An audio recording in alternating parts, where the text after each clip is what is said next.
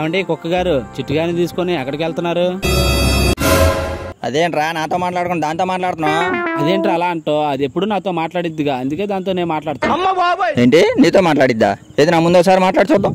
నీ ఆనందం నేనెందుకు కాదనాలరా, నేను మాట్లాడతాను, నువ్వే విను. కుక్క గారు చిట్టు గారిని తీసుకొని ఎక్కడికి వెళ్తున్నారు మీరు?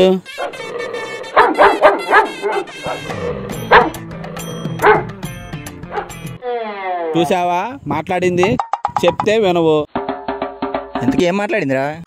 అది నాకు చెప్పింది, నీకు చెప్తే నువ్వు బాధపడతావు లేరా, వద్దులే. ఈ మధ్య మనుషులతో కాకుండా కుక్కలతో కూడా మాట్లాడతాం అన్నమాట.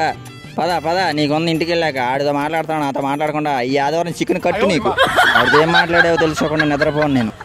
అబ్బా ఈరోజు నా కడుపు నిండిపోయింది. ఇప్పుడు రోజు ఆడు పడుకోడు, దాన్ని పడుకోడు. అబ్బా ఇంటికి వెళ్ళిపోతాను. రే నీ దండం పెడతాను రా. రే చెప్పరా రే. అరే అరే ఆడిది ఏం చెప్పా చెప్పరా, నీకు దండం పెడతాను రే. అరే బయటతో మాట్లాడతాయరా, ఓనర్తో మాట్లాడరా, నాకు చెప్పరా. ఇంతకేం చెప్పావు వాడికి?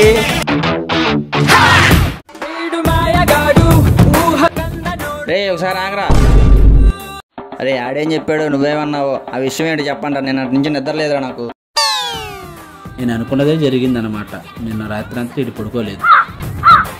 చెప్పాలా? మరి 5,000 ఖర్చు అయింది, పర్లేదా? ఆ విషయం ఏంటి తెలుసుకుంది నిద్ర పట్టలేదురా బాబు. 5,000 ఏముంది ఇస్తాలేరా? ముందు చెప్తా, సరే నేస్తారు రారా దగ్గర చెప్తా. అసలు నీకు బుద్ధి ఉందారా? కుక్కలు ఎక్కడైనా మాట్లాడతారా? కుక్క ఇది నిజమేరా, నాకు తట్టలేదు. నువ్వు మాట్లాడేవనుకొని 5,000 దెబ్బట్టుకున్నా నేను.